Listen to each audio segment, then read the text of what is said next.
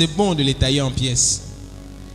Mais quand moi je dis tailler en pièces, c'est écrit dans la Bible, je les taille en pièces.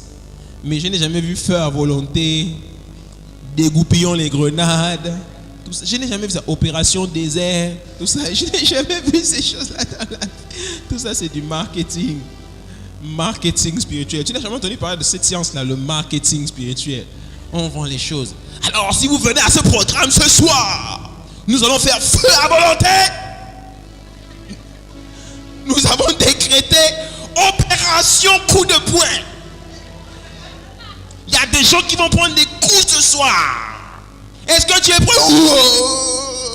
C'est ça. C'est le marketing spirituel. Tempête du désert. Tempête de prière. Ce soir, tempête de prière. Tempête. Vous connaissez, non, clin d'œil? J'aime trop écouter cette publicité-là quand ça passe à la télé. Je suis là, devant moi, ça, je fais ah non. Et tu m'as fait aussi faire tempête de prière. Il y a une tempête de prière qui va dégénérer ce soir-là. Alléluia. Ouais. Maintenant, je ne sais pas à quoi ça ressemble. Je n'ai jamais participé à une tempête de prière. En général, la tempête, quand elle passe, elle emporte tout sous son passage.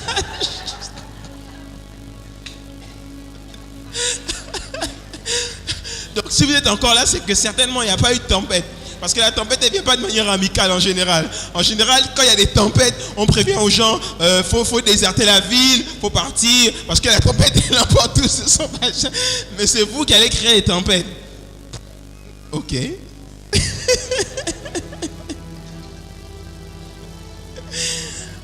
Le marketing spirituel. Alléluia. Joue-moi un peu de violence, je suis en train de clôturer là. Alléluia. Yeah. Marc chapitre 9 au verset 25. Jésus voyant accourir la foule menaça l'esprit impur et lui dit: esprit muet et sourd, je te l'ordonne, sors de cet enfant. Donc Jésus-Christ disait tout le temps la même chose. Luc 11 au verset 14, Jésus chassa un démon qui était muet. Lorsque le démon fut sorti, muet par là. Donc un démon, la meilleure chose que tu puisses faire, c'est de le chasser. Il sort. Là où il s'en va, c'est pas ton problème. S'il veut aller rentrer dans quelqu'un d'autre, ça regarde l'autre. À l'autre aussi de prier. Oui, parce que les démons, quand ils sortent, ils cherchent où quelqu'un quelque part où aller. Donc s'il sort chez ça, il peut rentrer chez. Et c'est comme ça que les démons se baladent de maison en maison. Il va toujours chercher un chrétien qui n'est pas affermi, qui ne sait pas prier, qui est dans le péché. Et puis il va rentrer là-bas. Parce qu'eux, ils ont besoin d'habiter quelque part. Quand on te chasse d'une maison, tu cherches toujours quelque part où aller, non? C'est pas différent de eux aussi, ils cherchent où aller. S'il va chez monsieur, il va là, il dit là-bas, c'est pas bon. Là-bas, on prie. Il vient chez monsieur Ngabo, là-bas, c'est pas. Mais s'il va chez toi qui est au fond de la salle, là-bas, qui.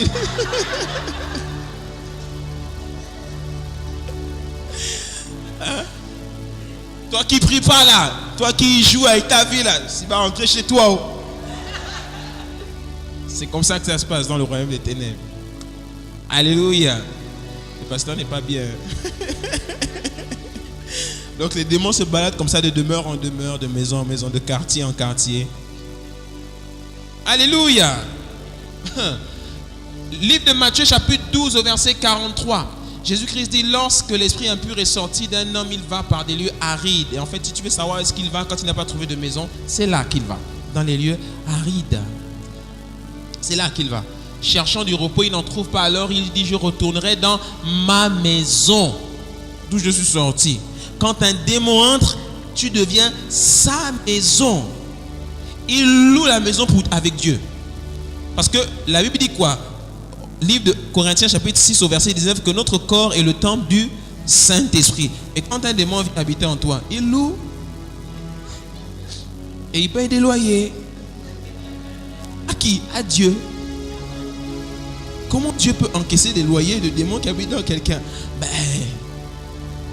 C'est une manière de conceler le péché que tu commets.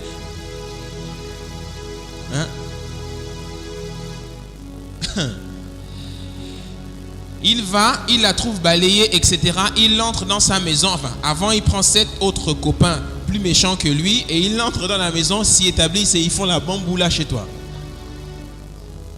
C'est ce que je vais te montrer demain. Que, en fait, alors que l'on a toujours cru, en tout cas c'est ce que beaucoup de chrétiens croient, La plupart des chrétiens croient que c'est souvent un esprit qui opère. Je vais te démontrer demain que, en fait, les esprits opèrent souvent en groupe. Et que quand les gens sont oppressés, ils ne sont pas oppressés par un, ils sont oppressés souvent par plusieurs. Je t'ai parlé tout à l'heure que David les a appelés les brigands. Les brigands fonctionnent à plusieurs. Une principauté, quand elle relâche des agents, elle ne relâche pas un agent, elle relâche des agents. C'est pour ça que Marie de Magdala a été délivrée de plusieurs démons. Jésus-Christ est à Gadara en train de chasser et puis il dit, nous appelons légion, plusieurs démons. C'est vrai que plusieurs passages.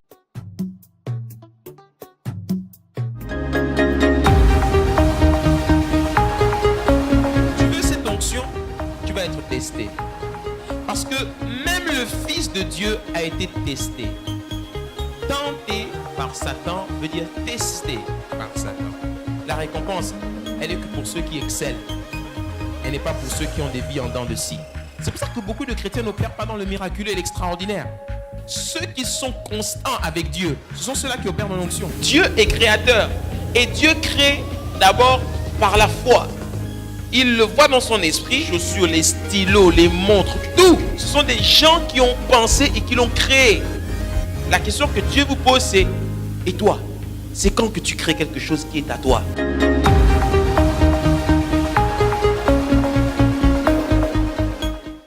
Je parle d'un esprit impur, mais ils opèrent aussi en groupe.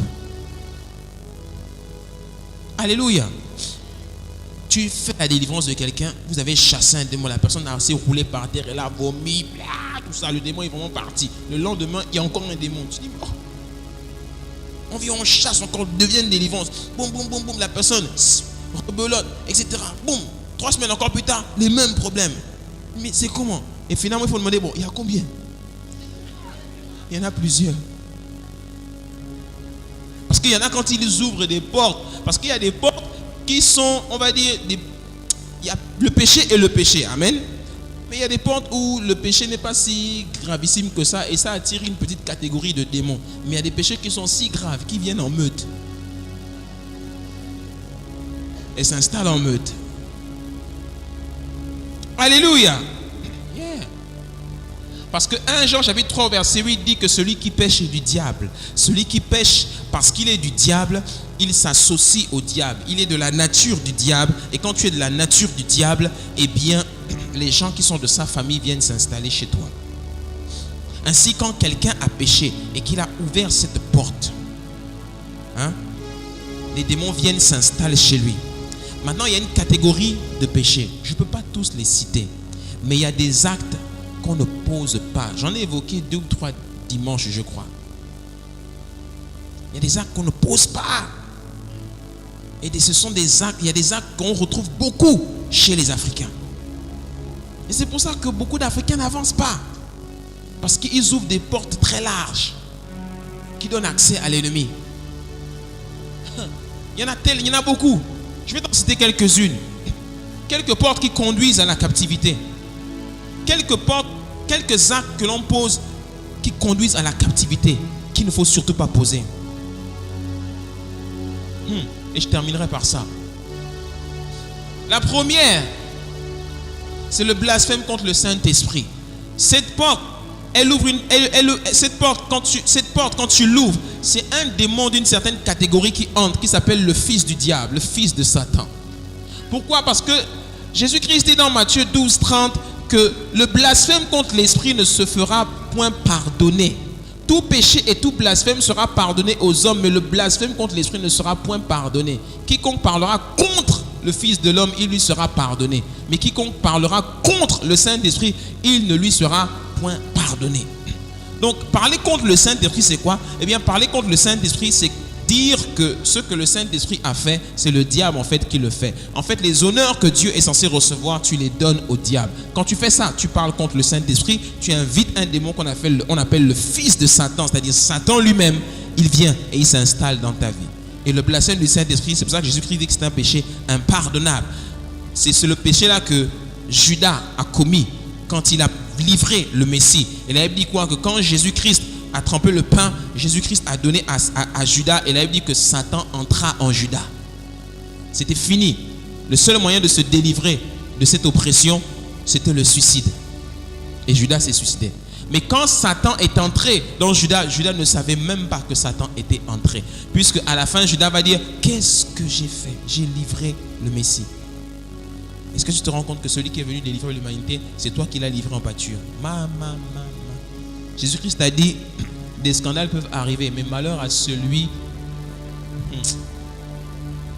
par qui les scandales arrivent, celui qui a livré le Fils de l'homme. Oh, lui, Jésus-Christ a dit de lui que il vaudrait mieux qu'il ne soit même pas né. Parce qu'en fait, il a une place en enfer qui lui est très spéciale. Quand chaque fois que je lis le verset là, j'ai des frissons. Et chaque fois que je lis ça, je fais Judas est...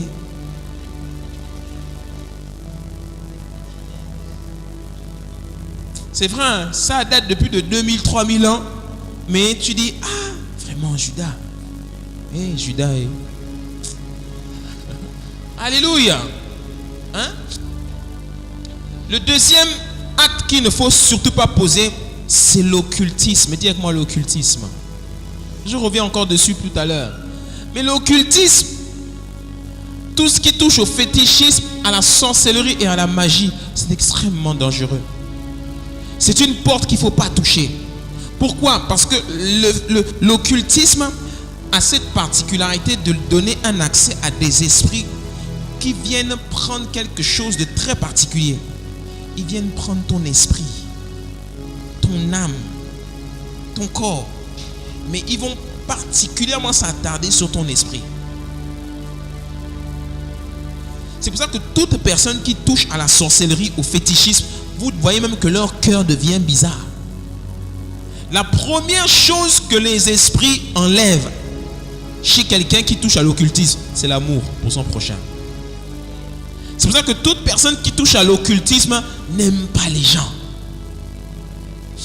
Toute activité occulte amène les gens à détester la nature humaine.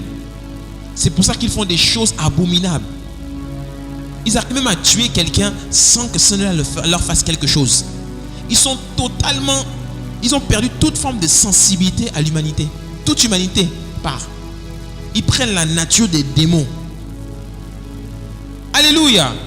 Deutéronome 18:10. Qu'on ne trouve chez toi personne qui fasse passer son fils ou sa fille par le feu. Personne qui exerce le métier de devin, d'astrologue, de gure, de magicien, d'enchanteur. Personne qui consulte ceux qui évoquent les esprits ou disent la bonne aventure. Personne qui interroge les morts. Chaque fois que vous avez en face de vous quelqu'un qui touche à ces choses-là, vous avez en face de vous un démon. N'essayez pas de faire du copinage avec des gens qui sont dans ces choses-là. Ce sont des gens qui sont mauvais.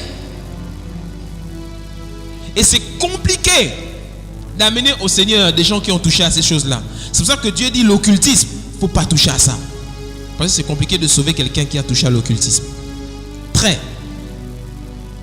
Acte 19, verset 18. Plusieurs de ceux qui avaient cru venaient confesser et déclarer ce qu'ils avaient fait, et un certain nombre de ceux qui avaient exercé les arts magiques, ayant apporté leurs livres, les brûlèrent devant tout le monde. Voilà pourquoi ce passage est extraordinaire, parce que même des gens pour qui tout le monde pensait qu'ils étaient vraiment perdus, des gens se convertissaient. Voilà la puissance de Dieu. Alléluia. Parce que même des gens qui avaient touché à ces choses-là avaient été touchés par la puissance du Saint-Esprit. Et c'est ce qui nous montre que même quand c'est compliqué, par la puissance du sang de Jésus, quelqu'un qui est rentré dans l'occultisme peut revenir quand même. Alléluia. Le troisième point que j'avais touché dimanche, c'était les rapports sexuels hors mariage. La prostitution, l'homosexualité ou encore la pornographie. La pornographie est une forme de relation sexuelle que l'on a avec quelqu'un. Chaque fois que tu es en train de regarder un film pornographique, c'est une porte que tu ouvres qui est grande. C'est un péché qui est grave. C'est pour ça que chaque fois que tu es en contact avec la pornographie, ferme la porte là vite. Parce que derrière, les esprits qui entrent, ils sont très méchants. Alléluia. La prostitution. Qu'est-ce que la prostitution? C'est coucher avec quelqu'un qui est venu coucher avec toi juste pour le plaisir. Tu te prostitues. Cette personne se prostitue. Paul dit dans 1 Corinthiens 6,15, ne savez-vous pas que vos corps sont les membres de Christ? Prendrai-je donc les membres de Christ pour en faire les membres d'une prostituée? Loin de là, ne savez-vous pas que celui qui s'attache à la prostituée est un seul corps avec elle? Car est-il dit, les deux deviendront une seule chair, mais celui qui s'attache au Seigneur est avec lui un seul esprit. Fuyez l'impudicité. Voici une porte extrêmement dangereuse. Le sexe hors mariage, le sexe dans le cadre de la prostitution, le sexe pour l'homosexualité, le sexe pour la pornographie, etc., etc., etc. Et ça, je te montrerai aussi dans le cadre du mystère de Tyr comment les esprits travaillent dans ces domaines-là, sans que tu ne t'en rendes compte. Alléluia. Regarde ce que la Bible dit dans Proverbe 23, verset 27. La prostituée est une fosse profonde et l'étrangère un puits étroit. Elle dresse des embûches comme un brigand. Comme un brigand.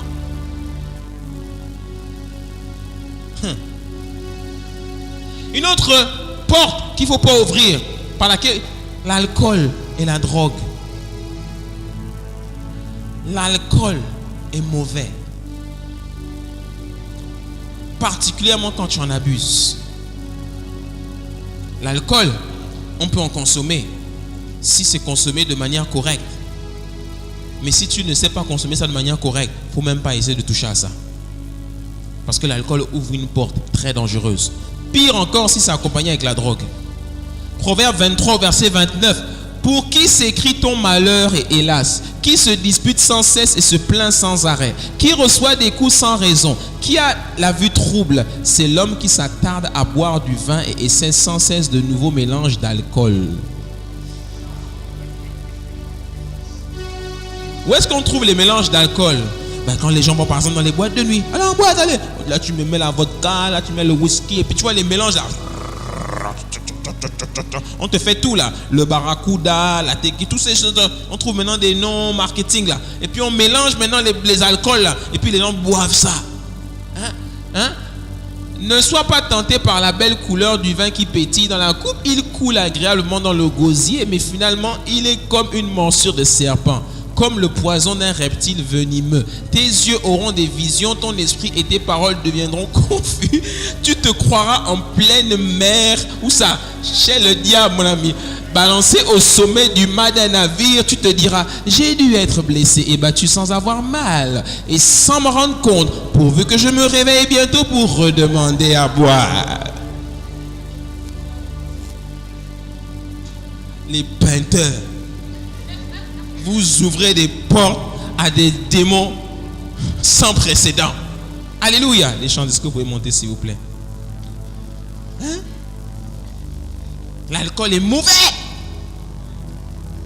L'alcool détruit. Mais si tu n'arrives pas à te défaire de l'alcool, sois délivré de l'alcool au nom de Jésus.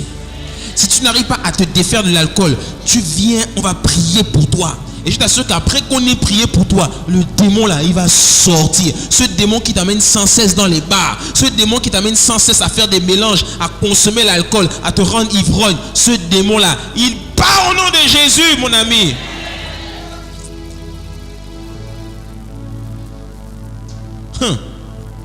Cinq, j'ai envie de te dire qu'une autre porte qu'il ne faut pas ouvrir, c'est celle de l'idolâtrie. Ou toute forme de religion où il y a des adorations d'idoles. Ça, c'est très dangereux. Ça, c'est un péché que l'on voit beaucoup au travers de la Bible, que Dieu a beaucoup condamné. 1 Corinthiens 10, 4. Regarde ce que Paul dit ici. Paul dit, c'est pourquoi, mes bien-aimés, fuyez l'idolâtrie. Au verset 14, il dit, je dis que ce qu'on sacrifie, on le sacrifie à des démons et non à Dieu. Et je ne veux pas que vous soyez en communion avec les démons. Et qu'est-ce que Paul est en train de nous dire ici? Paul est en train de nous dire qu'on peut être en communion avec un démon. Comment est-ce qu'on peut être en communion avec un démon? En faisant l'idolâtrie. Qu'est-ce que l'idolâtrie? C'est adorer quelqu'un d'autre que Dieu. Toute religion où on adore une personne autre que Jésus est une idolâtrie et ouvre l'accès à la communion à des démons. Et des religions comme ça, il y en a plein. Ce sont ces versets-là dans ma jeune conversion qui m'ont montré que pendant des années, j'avais adoré des démons. Je n'avais pas adoré le véritable Dieu. Alléluia. J'en connais plein des gens qui adorent d'autres personnes que Jésus. On fait des séminaires, des cérémonies, on rend gloire à des gens autres que Jésus. Mais ce que les gens ne savent pas, c'est que derrière, ce sont des démons qu'ils adorent. Et ces démons-là, cette principauté-là, elle influence toute leur personne, leur culture, leur manière de penser, tout. Ça, il les tient. Alléluia. C'est pour ça que je hais la religion. Dieu lui-même est la religion. Quoi, pasteur? Tu dis que les religions que nous pratiquons, Dieu est la religion. Alléluia.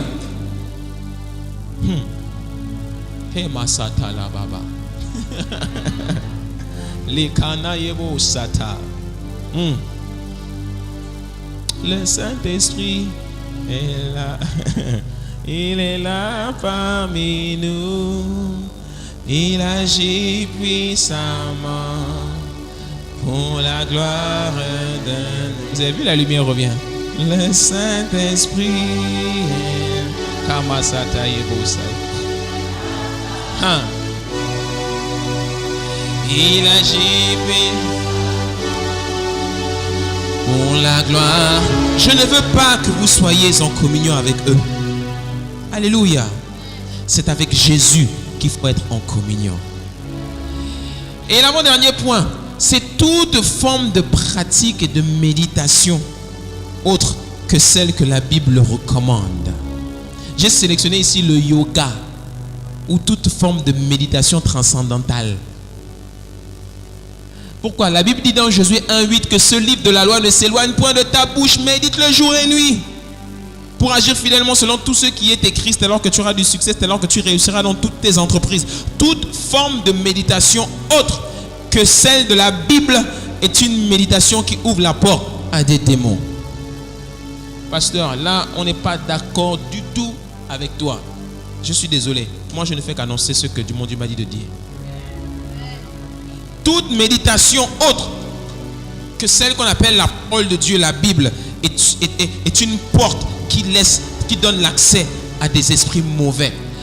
2 Corinthiens chapitre 10 au verset 5. Nous renversons les raisonnements et toute hauteur qui s'élève contre la connaissance de Dieu et nous amenons toute pensée captive à l'obéissance de Christ. Quand tu rentres dans des pratiques, ce genre, tel que le yoga par exemple, ce sont des pratiques souvent qui t'amènent à te libérer de toute forme de pensée qui peuvent t'assaillir.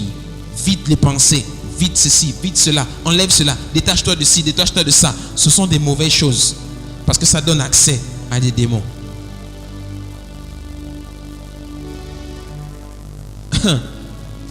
Alléluia. Et je t'en ai pris une dernière. Toute initiation à l'occultisme moderne via les nouvelles technologies, les technologies modernes, les jeux vidéo, le cinéma, les dessins animés, toute forme d'initiation douce à l'occultisme ouvre des portes à des démons. Les Disney, toutes ces choses-là, les jeux vidéo, Call of Duty, un jeu vidéo où quelqu'un a un gun et il passe son temps à tuer les gens. Les gens sont devenus même addicts de ces choses-là sans s'en rendre compte. Ce sont des démons qui sont derrière. Alléluia. J'étais à Paris il n'y a pas longtemps et puis je marchais dans une gare de train et puis je vois un panneau d'une taille, mais j'avais jamais vu un panneau publicitaire aussi gigantesque. Call of Duty. On voit un homme avec une arme méchante. Nouvelle version. J'ai dit mais ça c'est un démon. Et c'est le jeu vidéo qui se vend le plus au monde. Ça vous dit simplement comment sont les gens. Les gens aiment tuer. Alléluia. La solution à tout cela, pour sortir de tout ça, est-ce que tu peux jouer maintenant? Vas-y, augmente. La solution à tout cela, elle est très simple. Et demain, je te donnerai comment faire. Je t'expliquerai comment il fonctionne. Mais la solution à tout cela, la solution pour la délivrance, la solution pour commencer à amorcer sa délivrance, elle ne se résume qu'en un seul mot, la sanctification.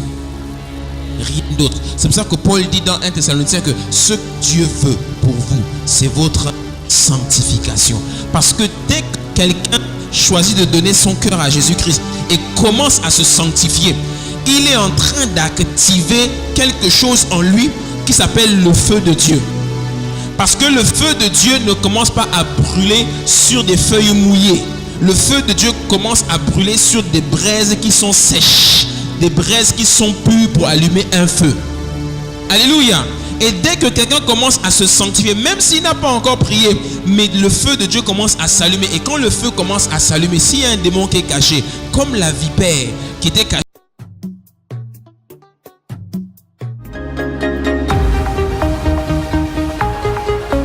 tu veux cette onction, tu vas être testé.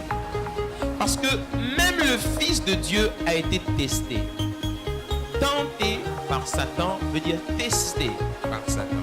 La récompense, elle est que pour ceux qui excellent. Elle n'est pas pour ceux qui ont des vies en dents de scie.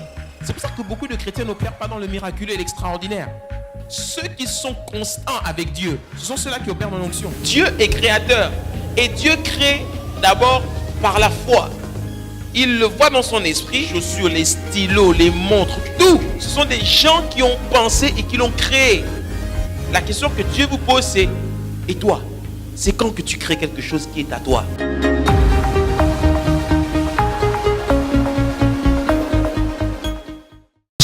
Elle va sortir au bout d'un moment. Et quand elle sort avec la colère. Et c'est pour ça que quand les démons se manifestent, ils sortent avec beaucoup de colère. Mais au bout d'un moment, ils sortent, mon ami.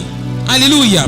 Commence d'abord par te sanctifier. Même si tu ne sais pas comment prier, mais commence d'abord par te sanctifier. Parce que la sanctification est une puissance. Parfois, tu n'as même pas besoin de prier. Tu es oppressé par un esprit impur. Tu dors la nuit.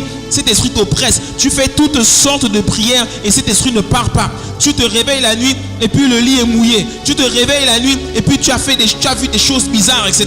Tu te dis, mais pourtant je me lève, je prie. Et ça ne part pas. Commence à te sanctifier. C'est quoi se sanctifier? Bien sûr, tu arrêtes de faire des bêtises. 2, tu arrêtes de regarder des programmes qui t'amènent à avoir de mauvaises pensées. Tu commences à jeûner, tu commences à sanctifier ton environnement, des sons que tu entends qui te corrompent, qui te souillaient, des choses que tu voyais qui te souillaient, etc., etc. Et quand tu commences à te sanctifier comme ça, tu vas voir que même sans avoir prié, le démon va partir. Alléluia.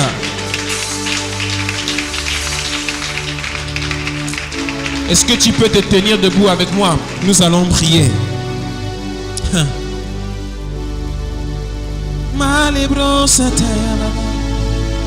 La clé de la délivrance, c'est la sanctification. La clé de la délivrance, c'est la sanctification. Commence à prier maintenant en esprit. Aujourd'hui, je t'ai donné juste ce dont tu avais besoin pour être en contact avec la révélation qu'on appelle le mystère de Tyr. Tyr est une principauté. Tyr est cette principauté-là qui agit avec des esprits impurs. Tyr est cette principauté-là qui influence les comportements, les mentalités des gens. Tyr est cette principauté-là qui agit même sur les cultures. Tyr est cet esprit-là qui, lorsque tu lui ouvres des accès au travers du péché, il entre. Et quand il entre, pour le faire sortir, ce n'est pas toujours si évident que ça. Sauf si tu marches dans la sanctification.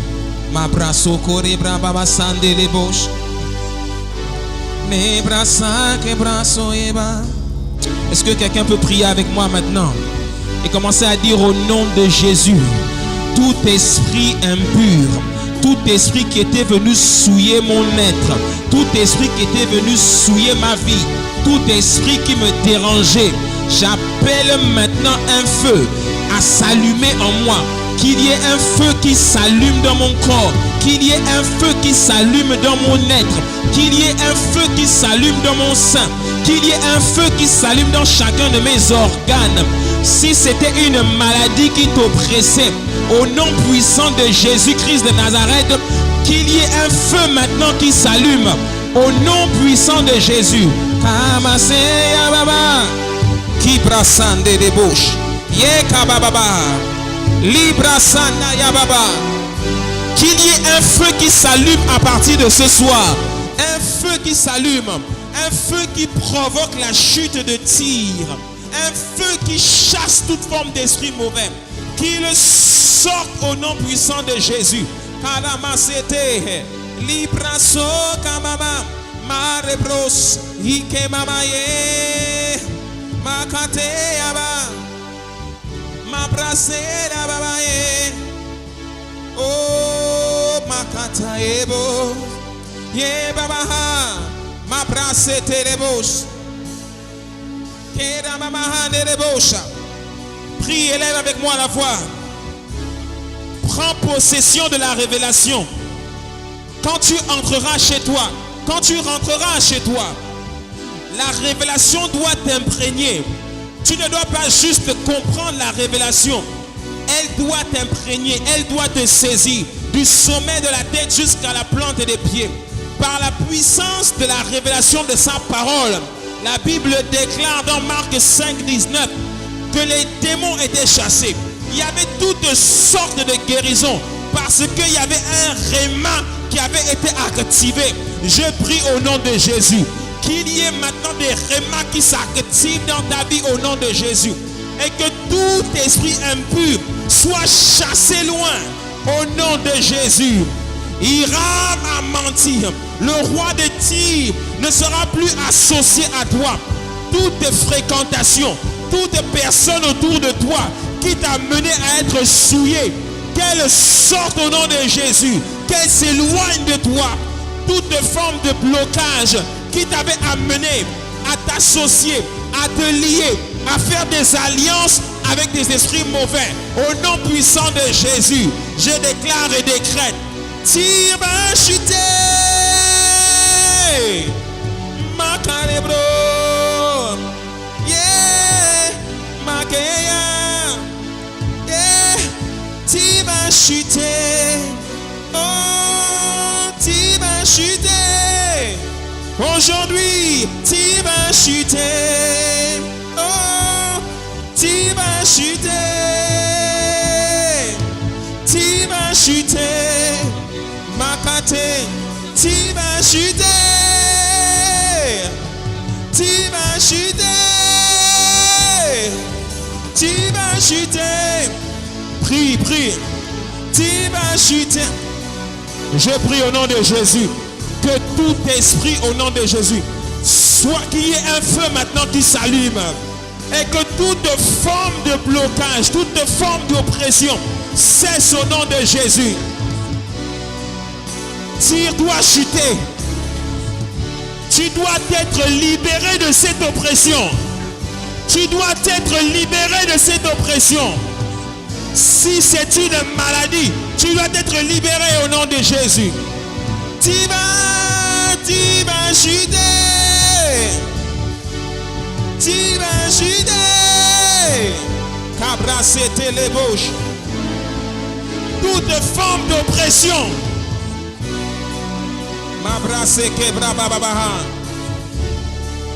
Tout esprit qui était caché, toute vipère qui était cachée, que ce démon sorte au nom de Jésus.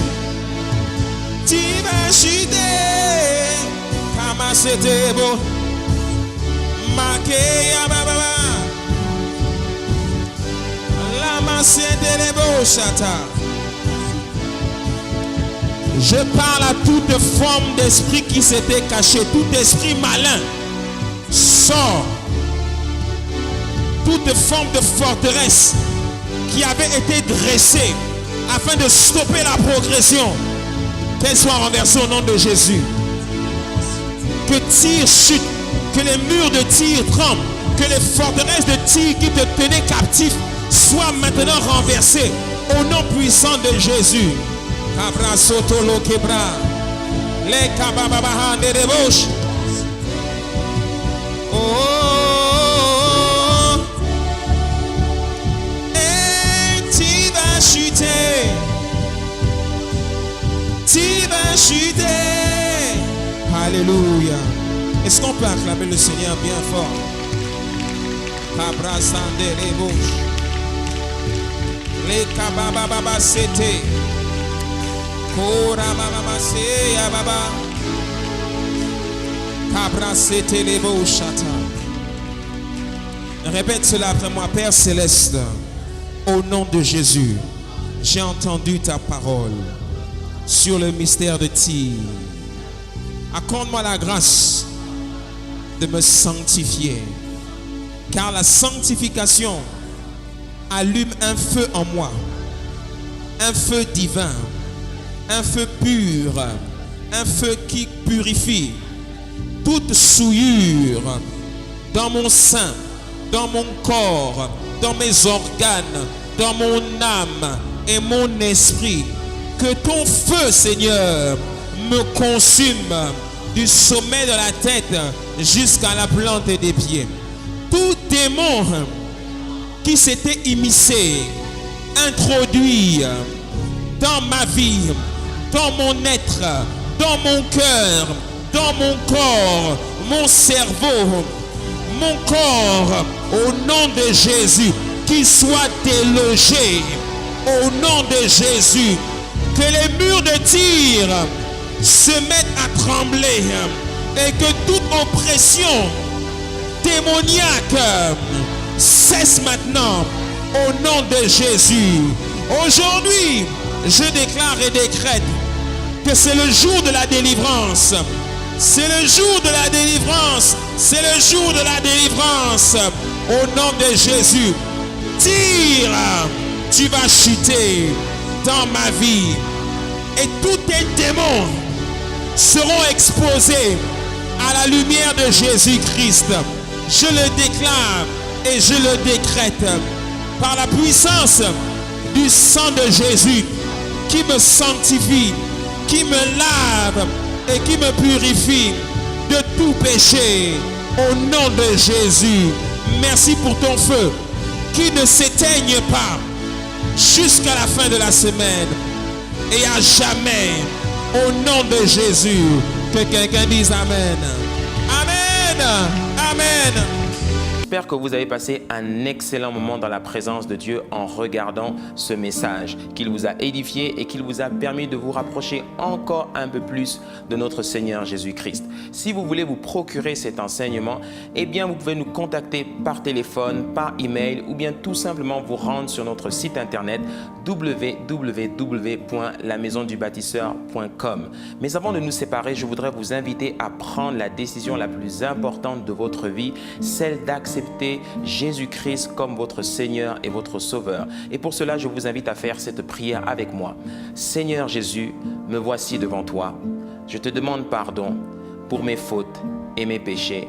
Aujourd'hui, je suis né dans le royaume de Dieu. Accorde-moi la grâce de marcher chaque jour selon ta parole et dans l'obéissance de ta parole. Au nom de Jésus-Christ. Amen. Bienvenue dans le royaume de Dieu. Maintenant que vous avez fait cette prière, méditez la parole de Dieu tous les jours. N'hésitez pas et continuez toujours de prier et restez toujours connectés à la présence de Dieu. Je vous aime et je vous dis à très bientôt. On est ensemble. Bye bye.